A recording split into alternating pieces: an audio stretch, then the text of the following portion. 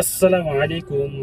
যাই যাই গাড়ি চালান বা গাড়ি দিয়ে সফর করেন, সবসময় সুন্নত মোতাবেক চলবেন ইনশাআল্লাহ। আর কিছু দোয়া আছে, দোয়াগুলো ইহতেমাম করবেন ইনশাআল্লাহ।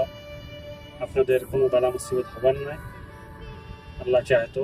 আর যদি কোনো বালা মুসিবত হয়ে যায়, আল্লাহ সবর করলে গিয়ে আজরে আজিম সব আপনাদেরকে দিবেন।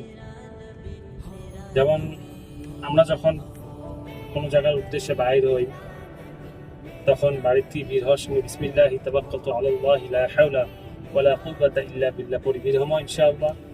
তারপর যে সাওয়ারির মধ্যে উঠি, চাই বাইক হোক গাড়ি হোক, যেগুলো সাওয়ারির মধ্যে উঠি, বিসমিল্লাহ বলি, ডান ঠ্যাং দিয়ে চলবো।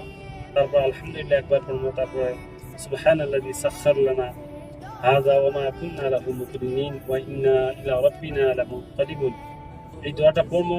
তারপরে তিনবার আলহামদুলিল্লাহ আলহামদুলিল্লাহ আলহামদুলিল্লাহ, তিনবার আল্লাহু আকবার আল্লাহু আকবার আল্লাহু আকবার পড়ার পরে সুবহানাকা ইন্নী যালামতু নাফসি ফাগফিরলি ফাইন্নাহু লা ইয়াগফিরুদ যুনুবা ইল্লা আনতা, এই দোয়াটা পড়িয়ে যদি কোনো সাথী থাকে সাথীর দিকে, যদি কোনো সাথী এরকম না থাকে, আসমানের দিকে তাকিয়ে একটা মুস্কি হাসি মারবে।